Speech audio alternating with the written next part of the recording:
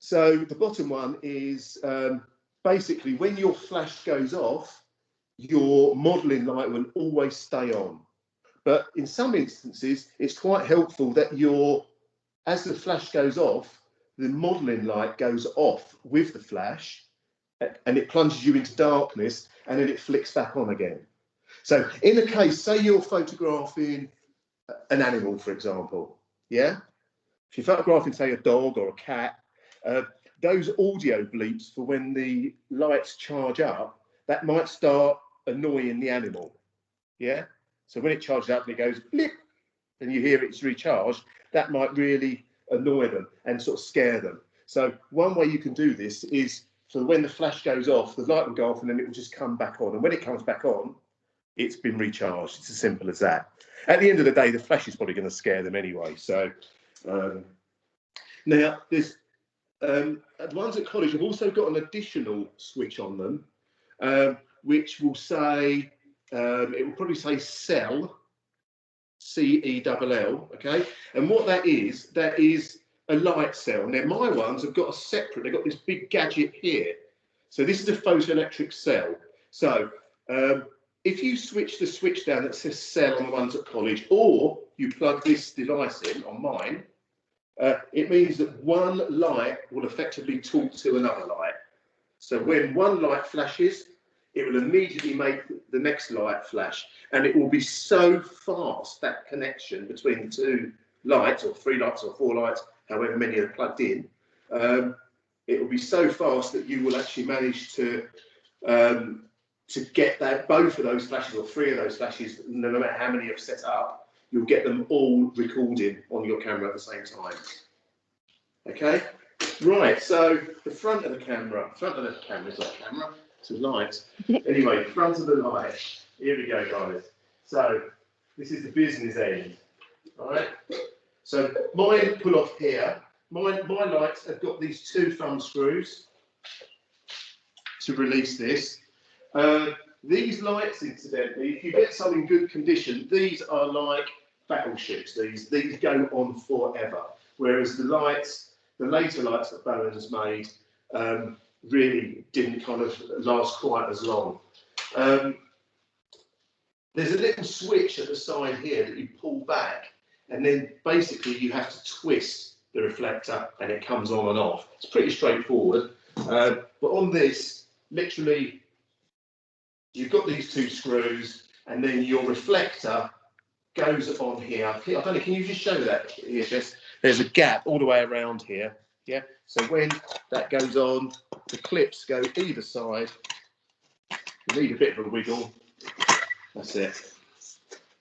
And then just tighten those 2 up, and then you've got your reflector. Okay, so obviously you've probably seen at college there's a huge range of different reflectors.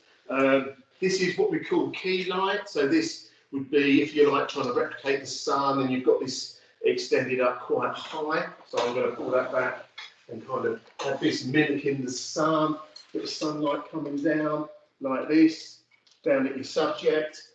Yeah, so this is kind of like the key light. This is the main illumination, if you like. Okay. You get other bulbs that are other reflectors that are just naturally called bulbs, and they're generally wider like this. And they give a slightly more even light. These are quite intense. And then you can go narrower and narrower and narrower. Eventually you get one called a snoot, and you've probably seen that at college, and they literally narrow down to a small hole at the front. The only problem with those is you wouldn't want to leave the modelling bulbs on full for very long, because it gets so hot, and the bulbs tend to blow. Another thing that I don't think we have them at college actually. I've not seen them around. But if you're getting into photography more and you want to get a kit, I mean, on eBay you can get lighting kits like really quite cheap. So it's worth having a look around. You can always email me and say, Andrew, what do you think of this kit? It's whatever price, but they're pretty good sort of price nowadays, sort of second-hand kit.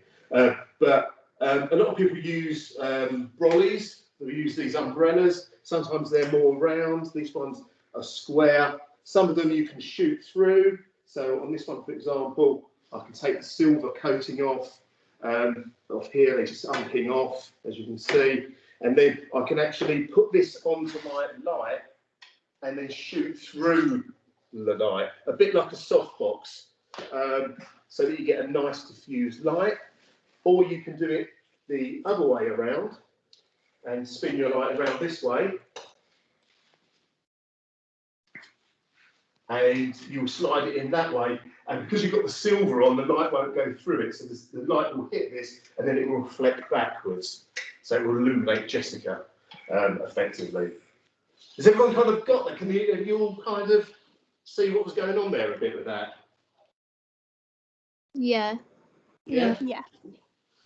But seriously, I mean, you might even, you know, for 50 to 100 quid, you'd probably get, you know, a couple of decent lights and, you know, maybe a couple of stands, things like this. And they're really, really, it's just so good for shooting products and all sorts of things. What I'm going to do as well, I'll show you. I'm going to put this key light back on here. I can get it on. This one's you can come in close here. Like this one's a bit battle damaged. You can see dents on it all over. This is why it's a bit hard for me to get this on there. Because I basically, to prove how good these lights are, I bought them off of a photographer second hand, actually, when he was a car photographer, and I bought them off of him.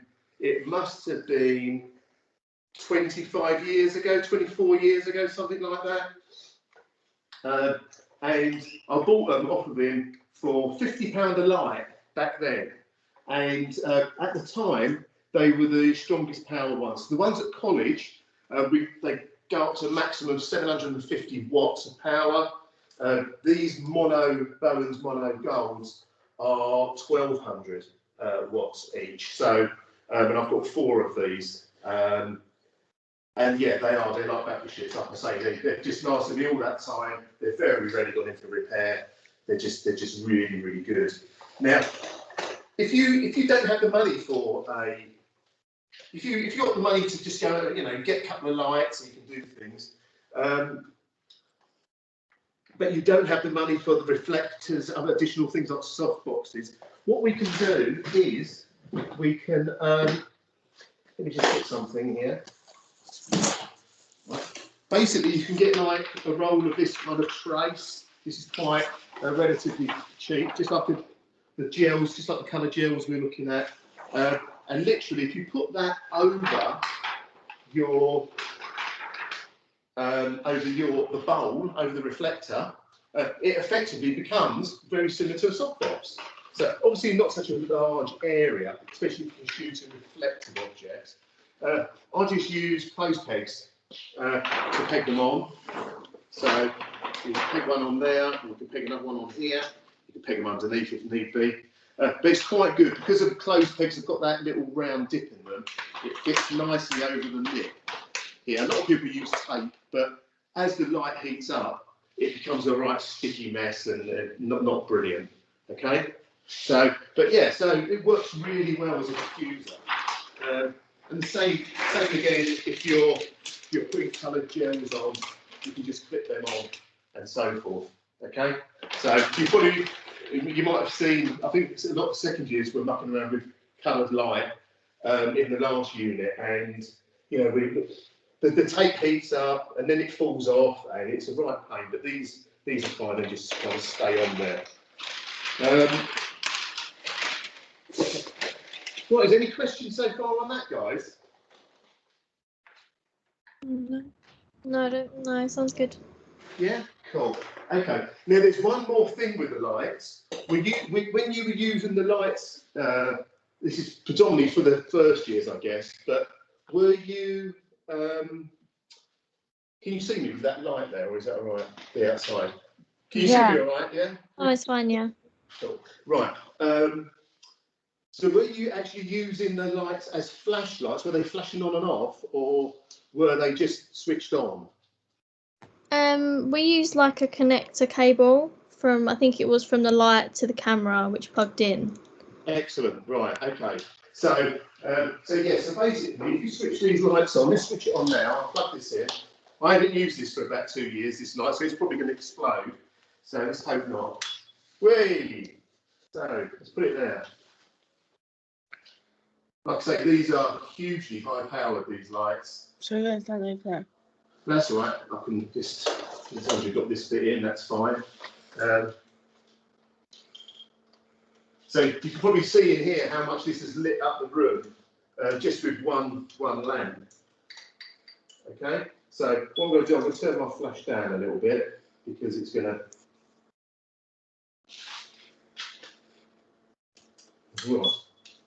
Right. So right now we have the lead. Yeah. So we've got what we refer to as a sync lead. Okay. So this is going to sync your camera to the lights, and as you said, you've obviously used them and plugged them in. There'll be a hole in the back of the camera down here which says sync. You've used these before, but it's just a recap quickly. Right. So we can plug that in there, and you might find that if you're using one of the more sort of budget digital cameras, for example, that there's nowhere to plug your lead into. Okay, if that's the case, I mean, I'll show you here. This is one of our film cameras. Yeah, so this is one of our film cameras at the college. Now you can see there's the little socket, yeah, where the lead plugs into. So that's great. If you're using a camera like this, you can plug that straight in, no problem at all, and then that's gonna work. Now, actually, I'll just wind on the camera, and we will make sure that flashes the light. There you go. It flashed the light. Okay, excellent. So I'm just going to put this down here. All of our digital cameras, because they're all kind of top-end flagship cameras, they will all have connections with one of these leads. So this is our D4S. Plug it in, let's switch it on. Hopefully that'll flash. Excellent, works as well. At least the gear works. But if you have a camera and it doesn't have that socket, then what you need to use is one of these. You might have even used them already. It's a little block, and it slides directly onto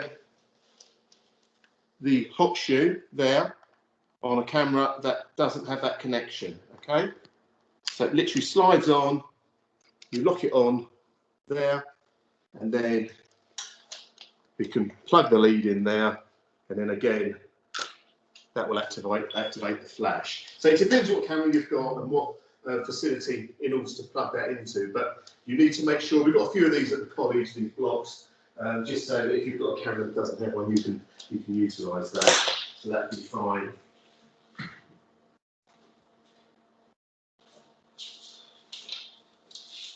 So no, so that's is everyone all right with that? Yeah. Yeah. Good. Yeah. Right. Now, the next thing, I want to make sure I'm ticking these off because that's it. There we go, brilliant stuff. Right, so now Jessica, maybe you can come close in for this one. Now, this is what we call a light meter. Right. Now, the ones that we've got at college are slightly different. They're made by a different company. This is Minolta. The ones at work are the ones at college are made by a company called Seconic. But effectively, they all do the same thing. Okay, so they'll all have a power button. So what this does, this is just going to measure your light, because all of those cameras have a light meter in them to judge what the correct exposure is going to be. Okay, but once you actually plug a flash unit into a camera via one of these leads, you're bypassing that light meter. So you need to have an external light meter. Like I say, we can loan these to you, it's not a problem.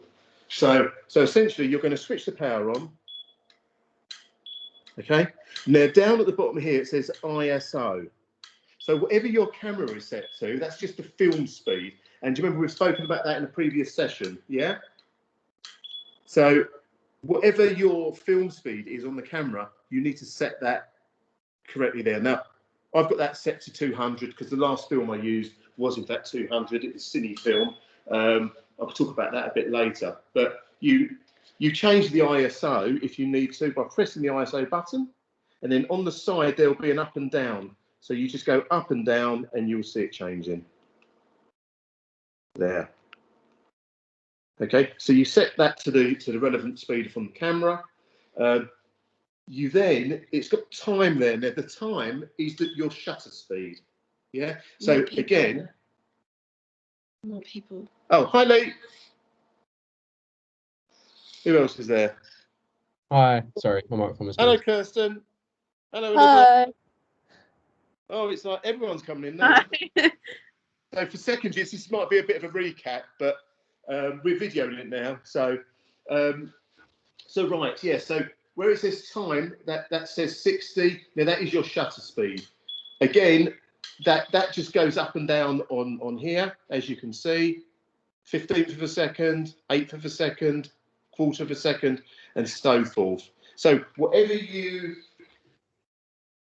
set your camera to here on these shutter speeds or on your digital camera, you need to set the same shutter speed in this box, just literally by going up and down on these. You don't really want to, unless you want to get movement in your images, you don't really want to go below 60, okay? A lot of photographers in the studio will even set their cameras at 125 to there, okay? So literally, oh, and we've got another button here, mode, okay? Now, so mode will change it. At the moment, it's on ambient. The light meters at college have, for ambient, that's ambient is just talking about the light that is generally around you. So if you're outside, that's ambient light, isn't it? But to show you ambient on the light meters at college, it's just a little figure of a sun. The second years might remember that from the last unit that I did with them. Okay, so if you come in here, Jessica, so we've got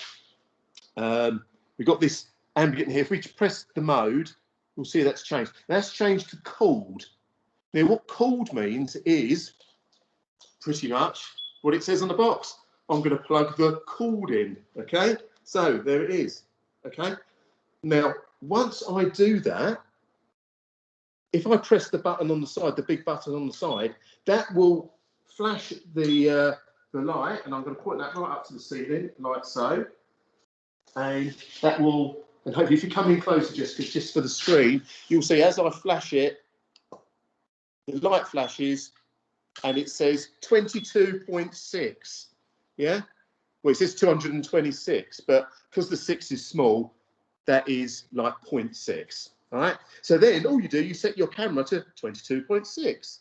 Now, a lot of cameras, let's have a look at this lens here. Oh, so if you look at that, Jessica, that lens only goes up to 16, doesn't go as far as 22. So what I need to do is, I need to, if you go onto here, I need to turn my light down. Yeah? Because basically there's too much light. Yeah, you've got that? Yeah? So if we set it like that now, oh, and every time you go down in power, you have to, you need to flash the light, and that flashing of the light dumps the power out of the unit. Okay? So if you come over here again, Jessica, and we do it again now. Now, I've turned it down to minimum, the light, and it says f4. So basically what you would do, you would then set your aperture on the camera to f4. Can you all see that on the lens? Yeah? Has everyone got that bit so far? Yeah. Right, now, if we come back here, Jess, just quickly. If you're focusing on this bit where it says chord, yeah? If we press the mode button once more, it now says non-cooled. Can you read that? Yeah? Yeah, at the bottom there, non-cooled. Now, because I've taken the cooled out, it says non-cooled, I could just press this button as much as I want. Nothing's going to happen because I haven't got the cooled in, okay? But if I come over here and Jessica presses that button when I say, right, if I go over here and I go click it once and there you go, press that button, yes, excellent. Then that will give me a reading, okay? So if you've got an assistant or someone else with you in the room, then you don't really need to plug this cord in and set it to cooled. You get on the light meter. You can do it all without a cord on, and you just get someone to basically do all your flashing from the flash unit, yeah, to set the exposure, right? So a bit of a recap for the second years, but hopefully a bit more of an introduction into it for the first years. Okay. Now, also this bit here, this is actually called an Invacone. Okay. So this always has to be. They do come off, so it does come off like this. On the light meters at college, they actually slide. There's a little sliding mechanism. They just slide away. You always have to have them attached or slid up to its maximum point. Okay. And basically, this dome needs to be pointed to wherever the light is. Okay. If it's not, then you're going to get a false light reading. Right, how are you doing? Oh, I've only done half an hour. That's... Right, so I knew it was going to be a short one here. Right, so obviously, what I'm going to do here, I'm going to take that cable out, and I'm just going to ask you a few questions now. Right, so see if you all what you can all remember. Right, so here's my light, guys. All right, here's my light. Right, so my name is Terry Richardson. All right. Three. All right.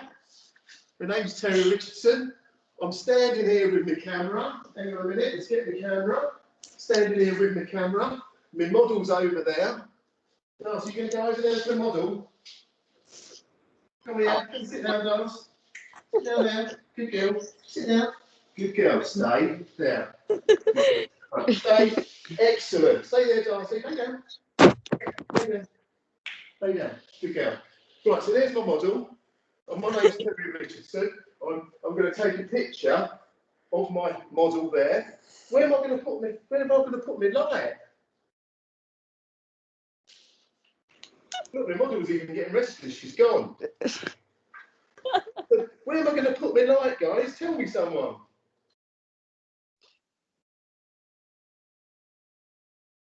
Come on, you only did it a couple of weeks ago. Isn't my light going to be there? Or somewhere else? Going to be near enough directly on your camera. It's going to be here, isn't it? Yeah, it's gonna Excellently. be on the same level. It's going to be right next to me there, isn't it? Yes. Because my name's Terry Richardson and I shoot with a flash right next to my camera. Yeah? Excellent. Right. I'm just walking out now and I'll come back again. Right, hello guys. My name's David Bailey. All right. So, where do I put my main light then? So I'm standing here. There's my look. The model's gone. Where's? Does my light go like the same place as Terry Richardson? Or?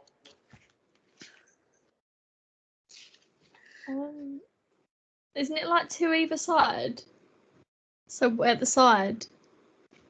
Well, don't forget, he lights the background with two lights, doesn't he? So he lights the background with two lights, one either side, so it's really nice and evenly illuminated, and really nice and bright. But what is he? Where does his like the main light that he's going to light the subject? Where does that go? Above. Sorry. Go on, Lee. Isn't it like more above on the sides? If that makes sense. So yes, it's going to be here, isn't it? And then It's going to be like here. Yeah. And I'm going to be standing here with my model, and there might even be a board here. What colour might that board be? Here. White. Would it be white or black? Right. White. Could be white, but what did you often get on the side of their face? Shadow. A contrast. Shadow. Absolutely. So often you used to put a black board or a dark grey board there so that the light didn't bounce back on the face. Excellent stuff. And then just a quick little one. My name's actually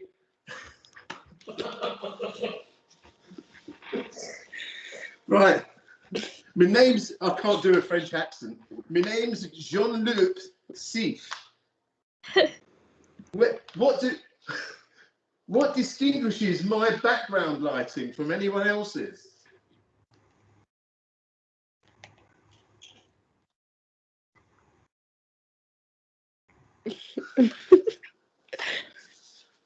What is in the middle of the background? So he normally, a lot of time he has a dark background, doesn't he? But what's in the centre of it? I don't know him, the photographer. Flick, come on, you've sent me some pictures where you edited it. A light. A light! A halo of a light. Brilliant. I'm not trying to catch anyone out, honestly. Excellent stuff. Look, you lot are so good, I tell you. It's like amazing. So right, guys. What I'm going to do, I'm going to show you down here now. So, do you remember I said, get yourself a kit box? Darcy, come sit down, darling. Do you remember I said, get yourself a little box or like some sort of hold-all bag, and you can start collecting things up. Yeah. Yeah? So this is my little kit box, okay? I can close it up. So it's just a small little toolbox, and in there you've got a whole array of things. Screwdrivers, the odd spanner, craft knives, blue tack, you've got to have some blue tack, fishing wire, scalpel blades, all sorts of things, a stapler, yeah? A bigger stapler, you know? Staples! I'll tell you what I always keep in mind as well, a first aid kit. I've got mine's a Wallace and Gromit first aid kit. So you never know. You could actually, I've even got Lemsips in there. Talk about being prepared. All right. So there's all sorts of things in there. A jar of Vaseline. Obviously with my name on it. Don't want anyone to steal my jar of Vaseline. All right. That's very useful because a jar of Vaseline, you can actually have a clear filter on your lens, over your lens, and you can smear little bits of Vaseline very carefully on certain parts of your image, just to knock back focus and so forth. So, all right, so there's loads of bits and bobs in here. All right, let's try and get it all back in there so I can put my lid on. All right. So, but also I've got all sorts of things at the front here, and I've got this stuff. This is good stuff. You can find this stuff here. Can you see this roll, guys? Can you see that? Yeah. Yeah? Yeah. That's known in the business as elephant shit, right? So, but you can go, if you went to a Mercedes dealer and you said, excuse me, do you have any elephant shit? They'll probably laugh and then go and get you a reel of this, okay? So this is actually from Mercedes. And what it is, it's the sticky putty they use to hold your windscreen in, okay? But Mercedes just used to use a really good version of it. And basically, it's like blue tack, but it is like so, do you know what I mean? You need like a bit of petrol or something to get it off your hands after you've needed it. But if you need something to like stick on a wall or something, get a bit of elephant shit, and whatever it is you need to stick on the wall, it will stick on the wall with. Really, really good product, that. What's it actually called? So if you need a new windscreen, yeah. basically they put this like sticky putty stuff all around the window, and then they push the windscreen on it, and it's so strong it grips the window. Okay. Holds the window in, and it's waterproof and everything. It's really excellent stuff. But I've got all sorts of things in there, little clips, bulldog clips if you're doing a fashion shoot and the dress is too big, you want to be able to pull it in at the back, and then bulldog clip here. So, like I say, I've got loads and loads of clothes pegs as well, various uses, loads more bulldog clips, because if you're doing a fashion shoot, I mean, you're going to get through loads of them, yeah? They've even got bits of sandpaper and stuff, yeah? So it's good, just have a real think about what you can put in your assisting, well, I call it assisting box, because I used to carry it around as an assistant. But yeah, really, really useful to have that, something you drag around at all times. Have you seen the fashion students? A lot of like fashion design students, they often drag around like a granny trolley with them. Yeah. Have you seen that? You know, because they've obviously got so much kit in there, and you know, fabric samples. Now I've just broken my assistive box, and that's not funny. Look, someone's laughing at the fact I've broken it. It's not good. Oh, I'll deal with that later. And the person laughed. So anyway, I'm out of breath now. Right. So I just want to show you a couple of little tips as well. Okay. So when you're doing your work placements, I mean, obviously year 2 are already doing that, but year 1, when you come into work placement, you might want to do some collaborations with some of the students that are already there. Maybe some 3rd year students, or some of the students that have graduated, yeah, and they're starting to maybe get into like industry themselves.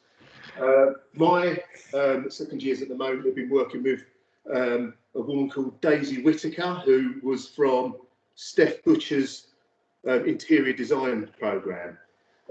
So my students have been photographing lots and lots of interiors. So that's been good, so I can give them some advice, obviously, because that is what I used to shoot. So basically, if you're faced with doing a shoot, it's really, really straightforward. I'll show you what you do. You would obviously set your camera up to get the angle of your room. But as you can see, this light is a bit harsh, isn't it? Can you see?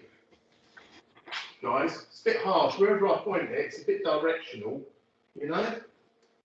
So the easy thing is, most houses that you go into have got, what's up there?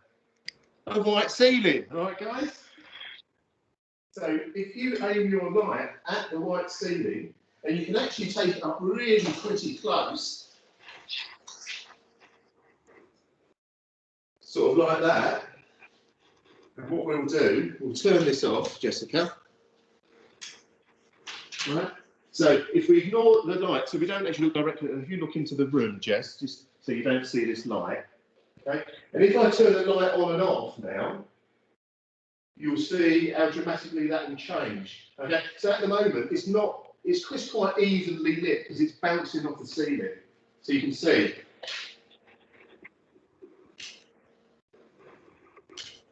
Is that actually recording quite differently on the camera or not? So I know my phone's pretty much adjusted itself as well. You know? Right. And if you're finding it's just a bit too even, you can drop it down a little bit more, get a little bit of brightness. I tend to only use 2. If I'm shooting a room, I'll tend to use 2 lights like that. One opposite either end of the camera, straight up at the ceiling.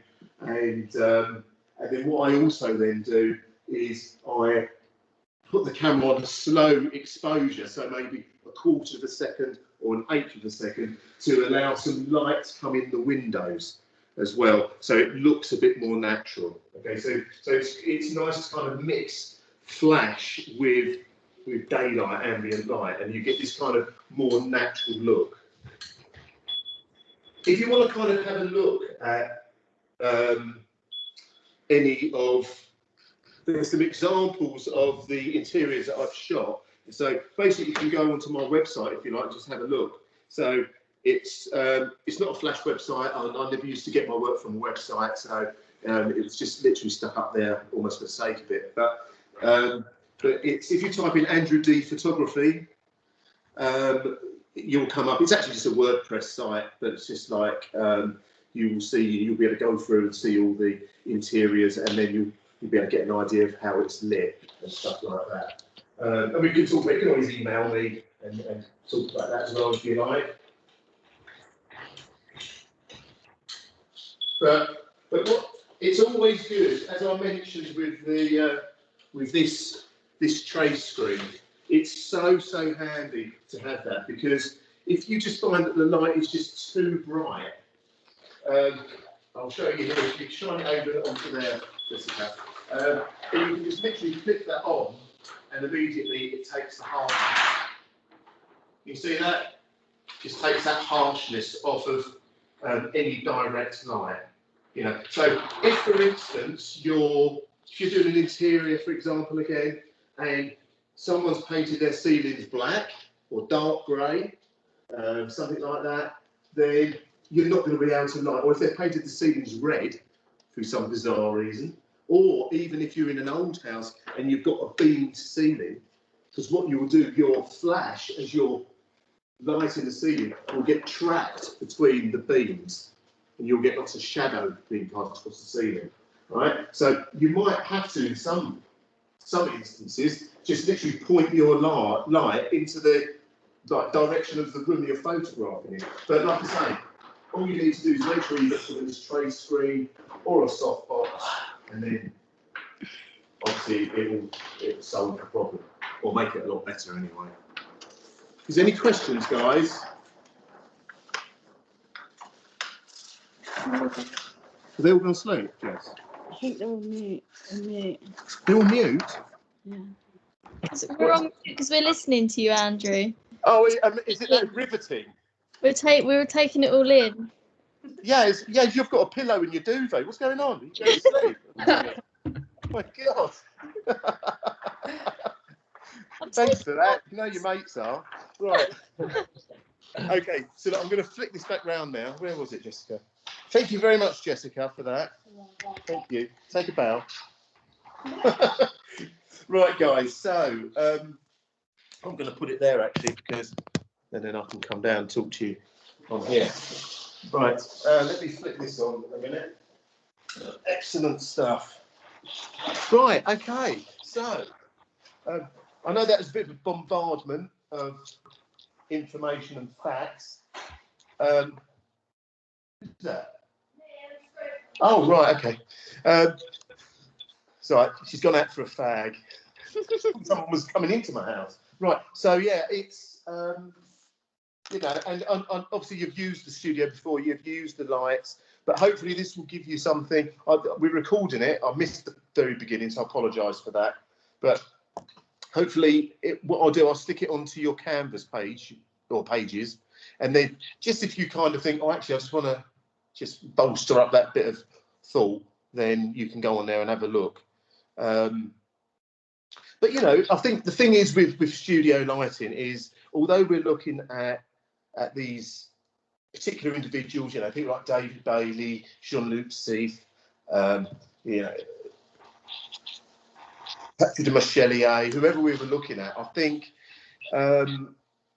it's important that you also kind of play with your own style. So it's a case of, you know, getting in the studio. I know it's impossible at the moment. We are going to try to do what we can to see if we can get you guys in soon. What are all your thoughts about going in, by the way?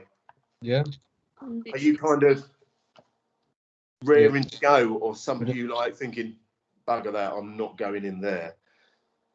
No, I'd probably go back to what we was doing. Yeah. I mean, I think I don't think they probably, by the sound of it, they might not let us all go back as we were initially, but they might kind of start opening up some of the resources so that you can allow degree students to come in, because it's not like a big department, is it? So I feel like they should allow degree to come in rather than other college students, because I feel like degree should have that priority. Oh yeah, I think that is what is going to happen. I think, yeah. So I think it won't be even, you know, it probably won't even be, I think it's about a month away, isn't it? They've kind of said beginning of March is roughly what the government has said about thoughts about going back. But yeah, hopefully in the coming weeks we might be able to get, even if it's like a session in a couple of, so you can get in and use stuff, and as long as you're planning, you can kind of think, right, I'm going to get in there and do what I need to do and get out again, and so forth. So, you know, yeah, we're going to try our best to make that happen. Yeah. And then you can play. But yeah, like I say, I mean, keep an eye out. I mean, if you're interested in photography, I think that the kind of the subject that you're studying with fashion promotion, I mean, just because we've got fashion on the front of that title, you might find that some of you actually don't want to stay with fashion.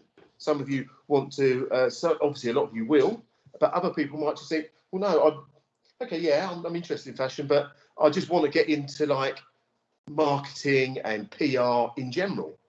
Do you know what I mean? So, and obviously your course is great for that. So, but I think photography will always play a really massive part within the industry, photography and video. And so the more you can understand about that, and also the more you can diversify, I think. You know, if you're enjoying playing with photography and video, then try to get that skill as strong as you can. I mean, I've had to, you know, working as an interiors photographer, you know, I basically used to drive around. I used to find all the properties to shoot. I used to prop them. So I used to have a day actually literally going out to shops, which was cool. It was a well good job. Going out shopping, you just getting paid to go shopping. It's great. So I used to go out and prop for the houses. Then I used to style it as well. So I used to go there and I'll be putting stuff where I want to, and you know, draping things over chair, whatever I wanted to do. Then I'd shoot it. Then I'd write it.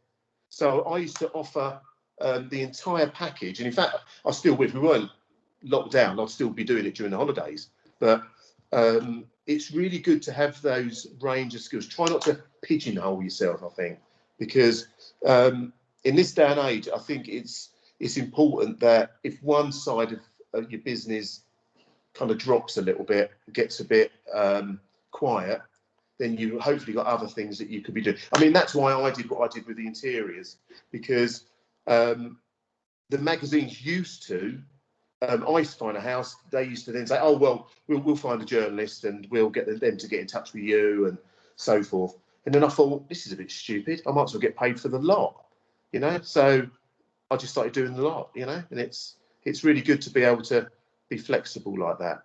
And in that way, someone might say to you, well, by the way, you know, we know you wrote those articles and stuff, but you fancy writing this little feature here or whatever, you know?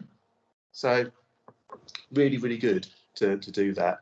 All right. So look, guys, I'm going to let you go. I don't want to keep you any longer and stuff. I mean, you all look laid back and dying to stay here for longer and whatever. But I'm going to unleash you and let you go. Okay. So hopefully that's just a bit of a recap, and anything you want to know about studio lighting and so forth. I mean, obviously, I've only been talking about flash lighting. Obviously, there are things that we refer to as continuous lighting, and they're more like the sort of lights you would see on film sets, because obviously with moving image, you don't want to be using. Yeah, so if you're doing any video, obviously just put it on the modelling light. Don't put it on flash. You won't need that lead, you know, because obviously you need that continuous light, don't you, for your video. But we can talk more about like sort of top end continuous lighting. I mean, most people use lighting called ARRIs, which is spelled ARRI. And they're the big, they almost look like little, well, small dustbins. They're normally blue and silver, but they've got all the barn doors on them, you know, like you'd have either in a theatre, up on the gantry, or like, yeah, literally on film sets and stuff. So that's a whole another ball game, but we can look at that a bit later. All right, guys, is there any questions before I go off and pour myself a beer? I have one. I brought a camera on that Yeah. website, but I was an idiot and I didn't order a lens.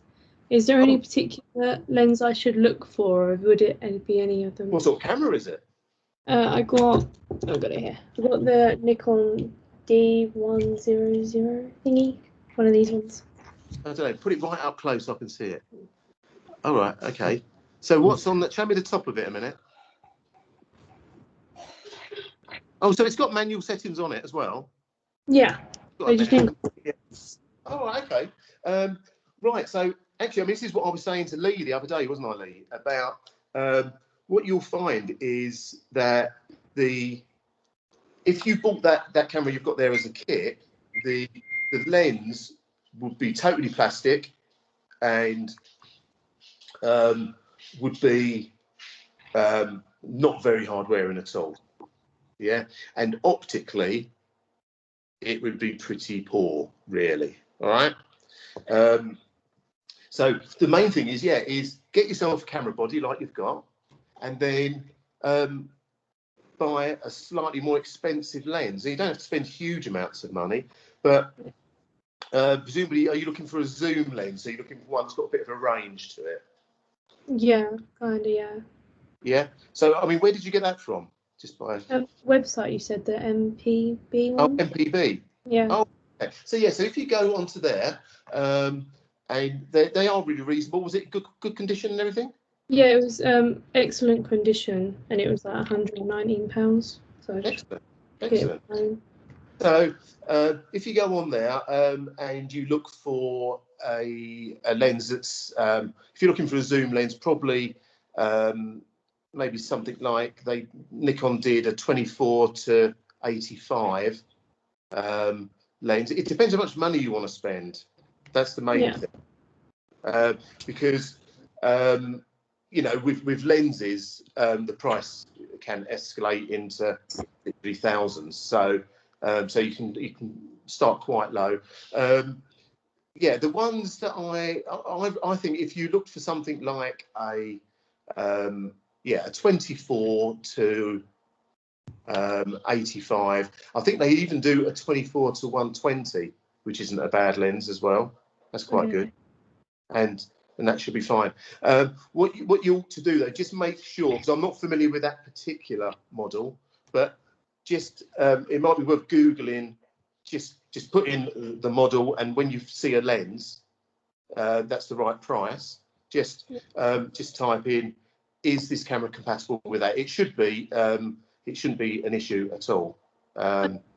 Yeah, but what you'll find is that these, it's like Nikon's like this, great big blooming thing. This is full frame, so this has actually got a little badge on it there. You might not be able to see, which says FX just there. Okay, and basically FX are basically full frame cameras.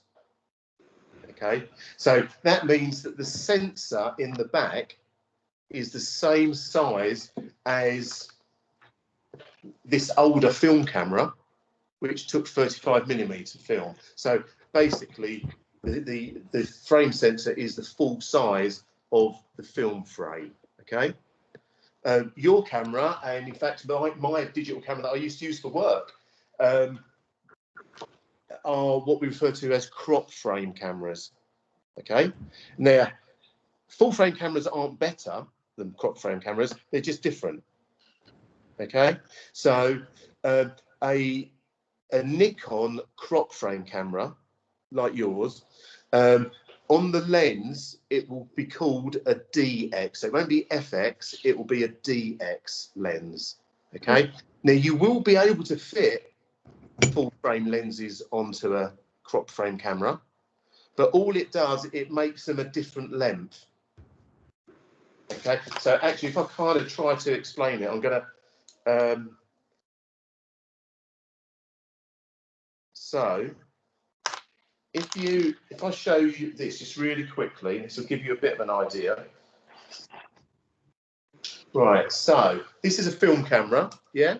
So inside the back of the film camera, can you see the rectangle here? Yeah? That is That's where the shutter is. So that is the size of each film frame, each 35mm film frame. Okay. So now I've done this exaggerated. Okay. So imagine that that rectangle is that 35mm film frame. Yeah. On that big Nikon that I showed you, the big digital one, that's a full frame. So that image sensor that records the image inside, it's normally like a bluey greeny color. Yeah, that will be that same size as that because it's full frame. Yeah.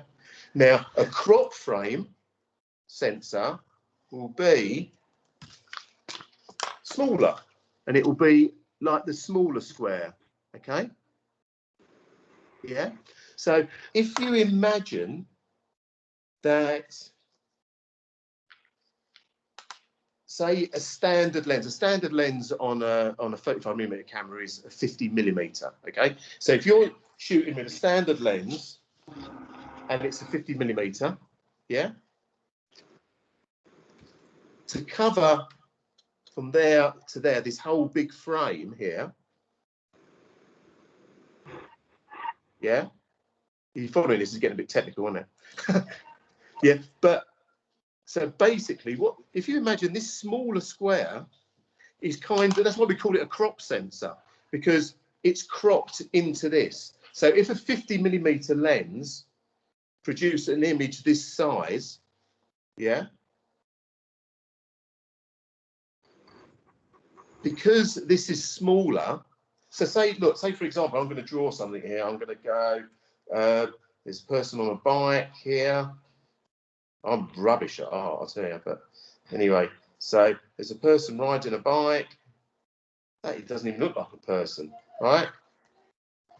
And there's a tree here, and so forth, all right?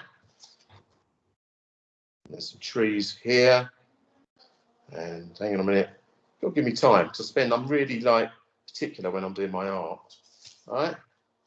So there's a lovely little scene for you, yeah? Very well drawn. So you've got these trees, this person's cycling along through the landscape there, okay?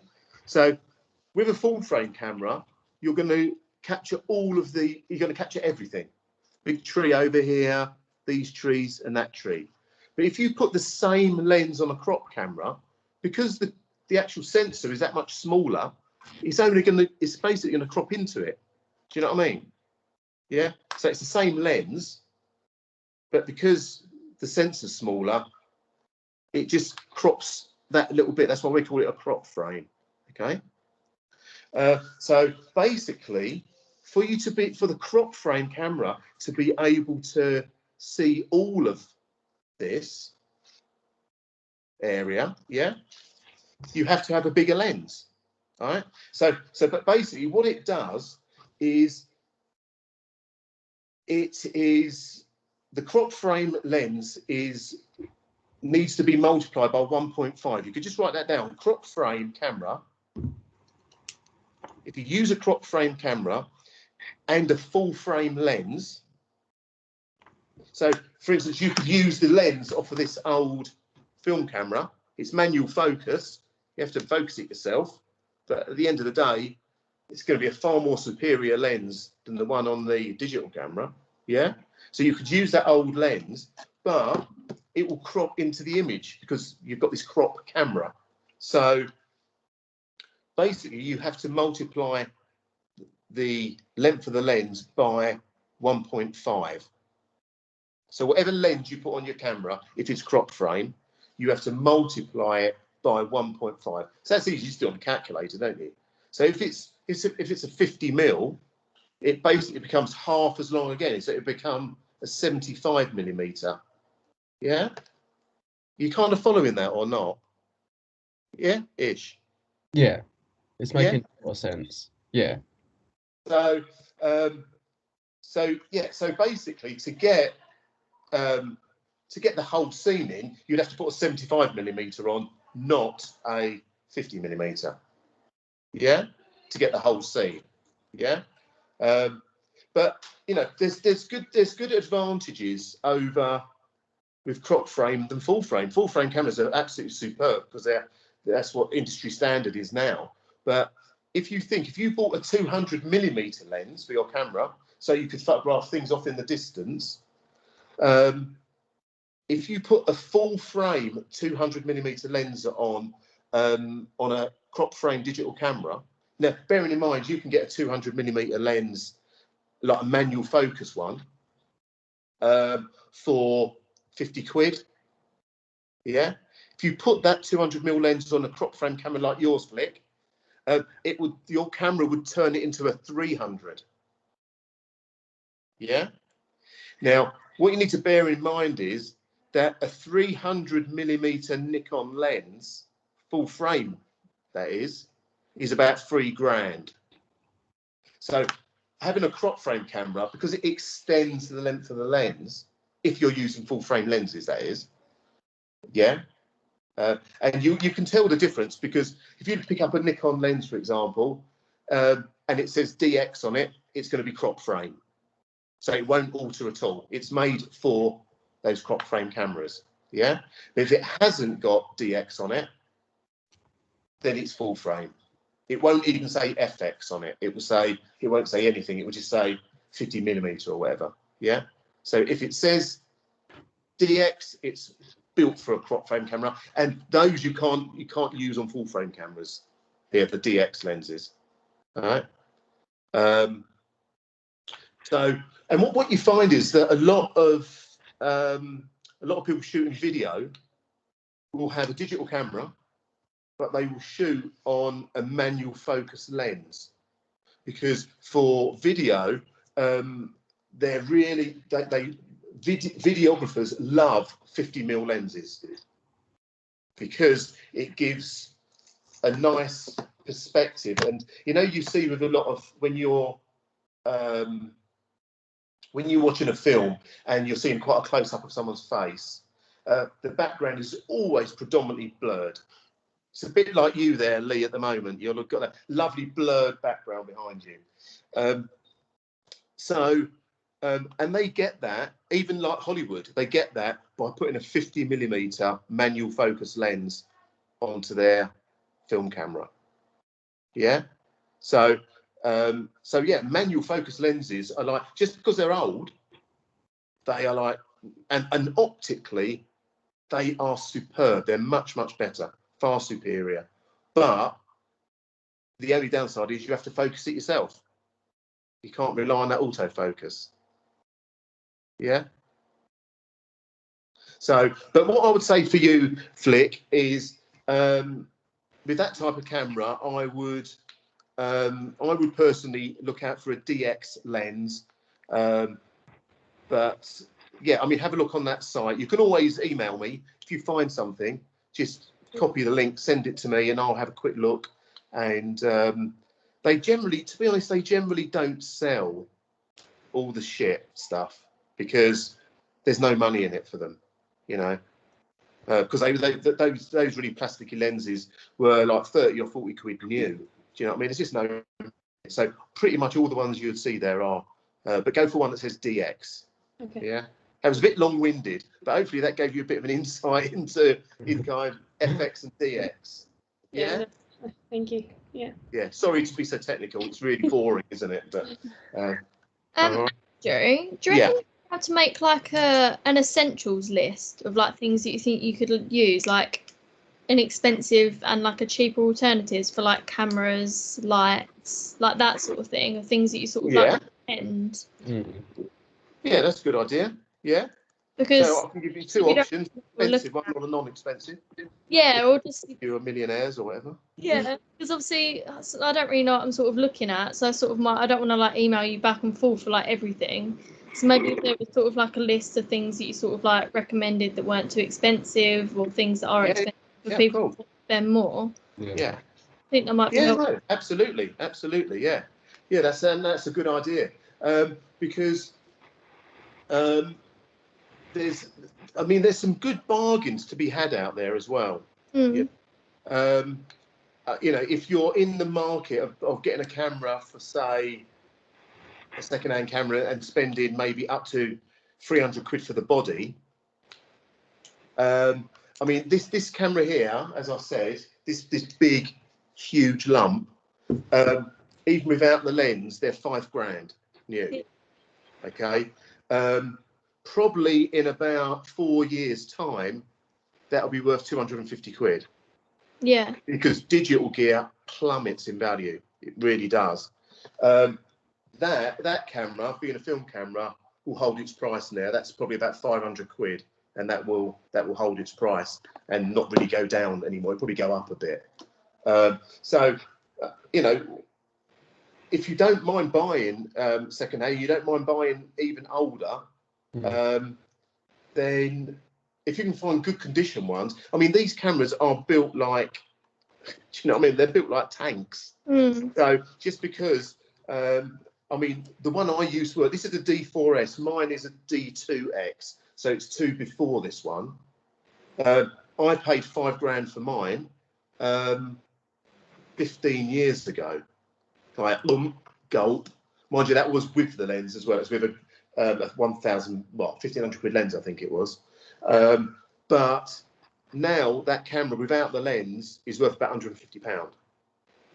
I still use it for what? If I had a job, I'd still use it because it's still classed as industry standard. But and it looks identical to that. It's just a bit older. Sorry. What's that one called again? The one that you bought before? The one I bought is a Nikon D2X. So you'd probably get one for about 150 to £200. But you've got to bear in mind that it is a professional camera. Whoever paid £5,000 for it in the beginning could have given it a right hammering. But you've just got to purchase carefully, haven't you? But again, you can find something, send it to me.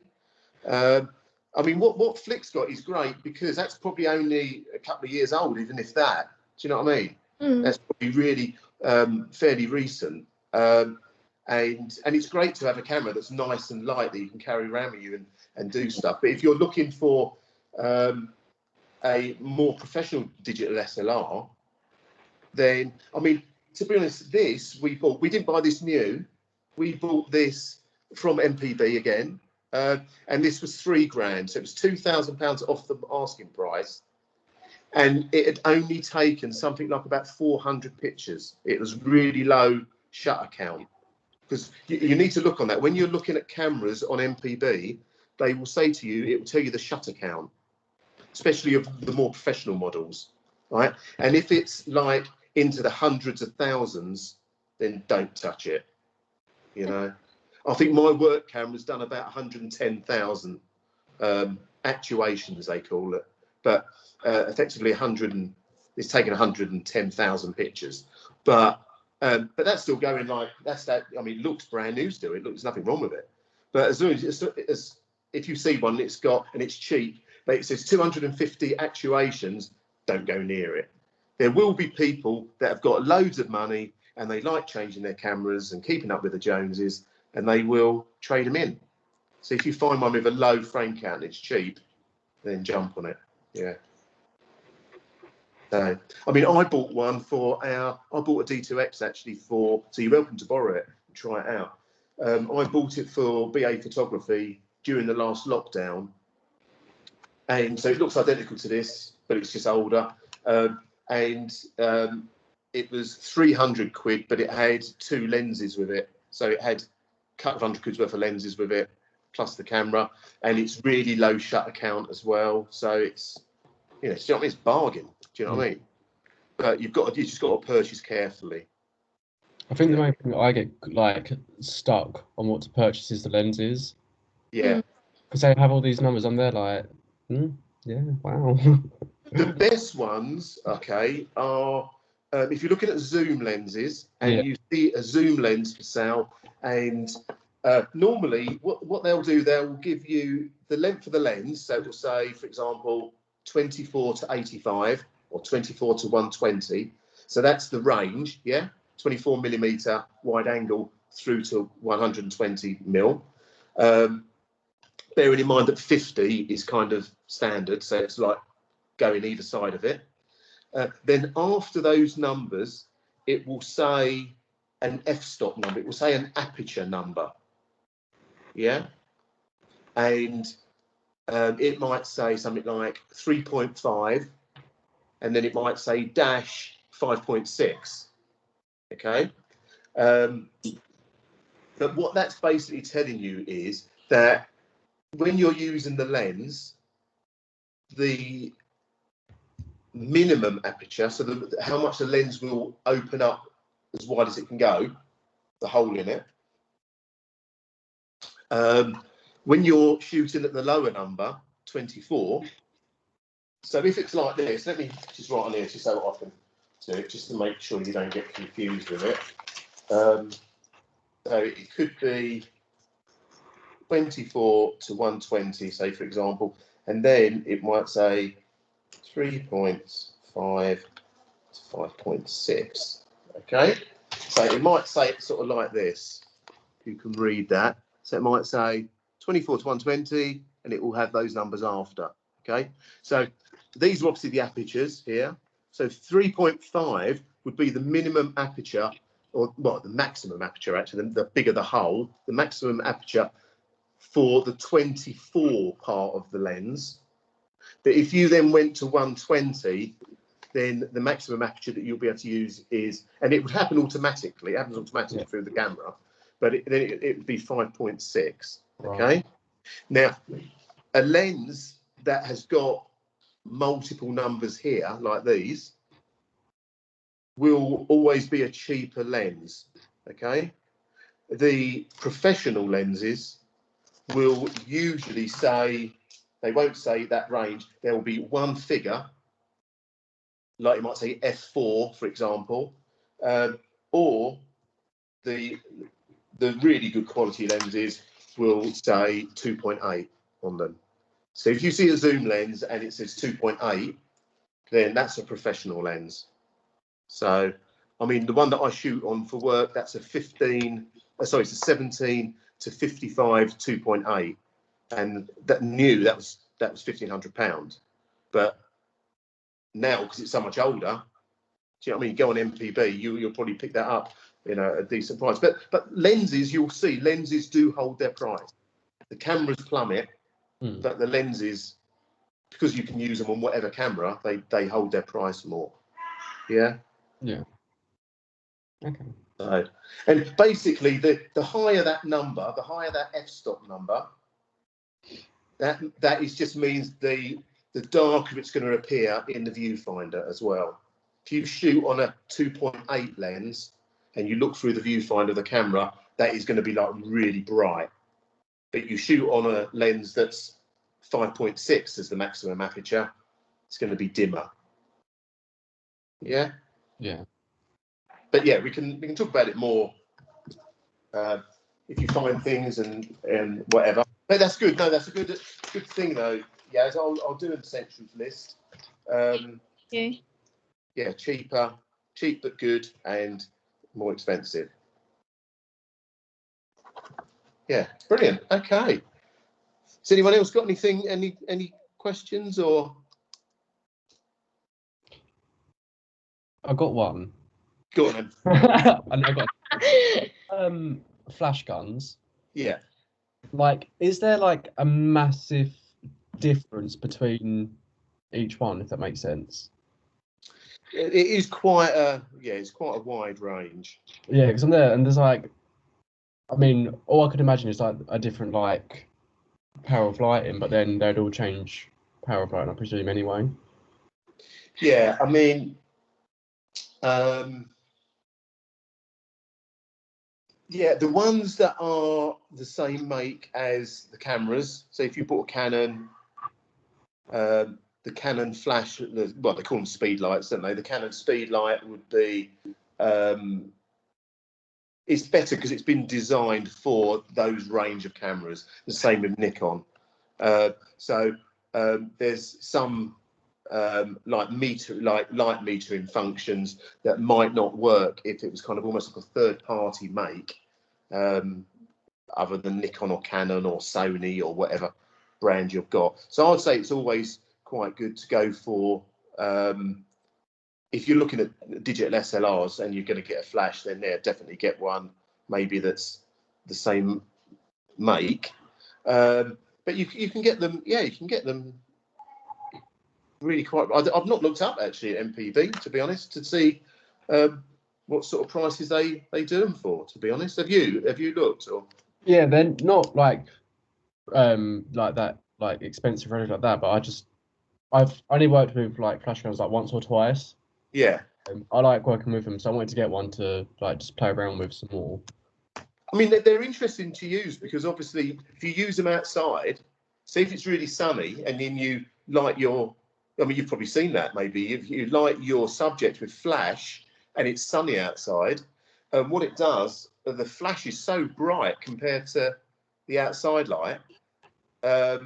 That like the background, if you like, and then what happens is the background actually drops off. Yeah. So yeah, so you get that sort of slightly darker, and it's really apparent. There's have you seen those images? There's a photographer called Rebecca Dijkstra. Can't think. Is there a chat here on it? Because I'm on my phone with it. Oh yeah, there is. Look. Oh, what's going on here? Maybe not. Hang on, I've lost you there. It's gone. I don't know where I've lost it now. Where is it? Oh, anyway, it's if you type her in, how do you spell her name? Because so it's RENEKE,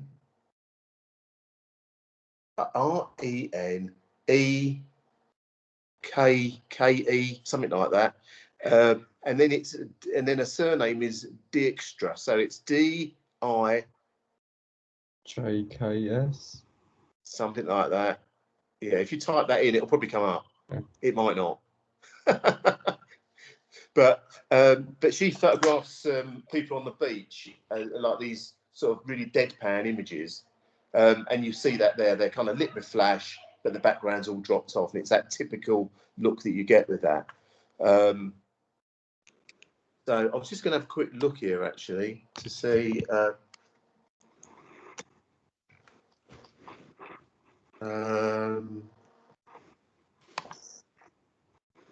While we're here. So if I write Nikon flash, I can't remember what my ones are actually. I think my Nikon flash guns are, they're called an SB 800, I think.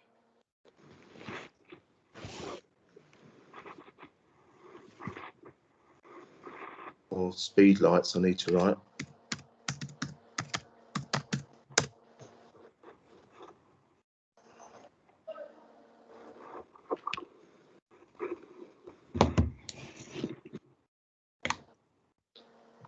Oh, there we go. So, oh God, they're so cheap, Lee. Yeah. I just don't know what one's what. So, I mean, and I've got SB 800s. Mm. I've got a couple of those. And no, I haven't. I've got an SB 600 and an SB 800. I've got one of each. The SB 600s, like it says, from 24 quid. Do you know what I mean? So, I mean, they're brilliant. What was that again? Sorry. They're if you're using Nikon SB 600s or SB 800s better. They do an SB 700 and SB 900. And then they just go upwards from there. But the 600 and the 800 is brilliant. They're brilliant flash guns. Yeah. And they've got slots in the front of them, so you can actually buy these like, oh, they've got one on here actually. They've got an additional power pack. If you go on if you go onto that website MPB, and then you type in just type in Nikon speed lights, and then it comes up. And if you scroll all the way down, there's a device. You'll see it's got like a curly cable attached to it. But what it is, it's a battery pack. So although you put like 4 batteries into the flash gun, what you do, you load another 6 into this pack, and there's a little slot at the front that you can plug the this device into the front of the flash gun, and it just means it recharges up really mega quick. I've got one, but in fact, I'll show you what it looks like. It's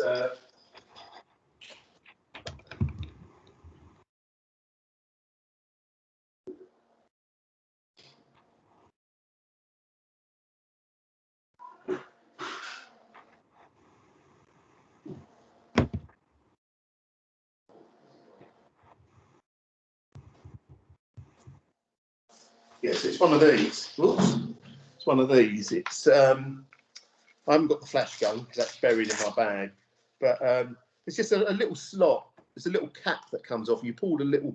It's got a Nikon written on it. You pull the cap off, and it's got this this little plug, this little shaped plug kind of thing that goes in the front of the flash. And it's just literally a battery pack, and it plugs in. And then it's also got one of these, like the flash sync lead, and then you plug that into the camera as well. And you know, normally you have to wait for the flash to recycle again, so you might lose a few seconds. With this, you can virtually just keep on shooting continuously. They just powers it up. So and they've got one on here, and that's 40 quid. You know, it's like they're pretty cheap. Bearing in mind, I think that was about 250 quid new. Do you know what I mean? So, but yeah, you can have a real good play, I think, with speed light, especially if you get a couple, and you can put one on a stand with a little. You can buy these little photoelectric cells, a bit like that one that I had on the top of the flash unit. Yeah. You can wire. They just plug into the front of the flash and all of that. And yeah, it just means that you can have a flash gun on a stand, or someone can hold it for you, and it will be triggered at the same time as the one at the front. And yeah, you can have a real good play. And of course, you can adjust all the settings, can't you, as well? Yeah. So, yeah. Well, no, good. Yeah, I didn't realise they'd gone down in so much in price. It's amazing. Like, if you can get one for 25 quid, it's like mad, isn't it? Yeah. Excellent. Oh, good. Okay then, guys.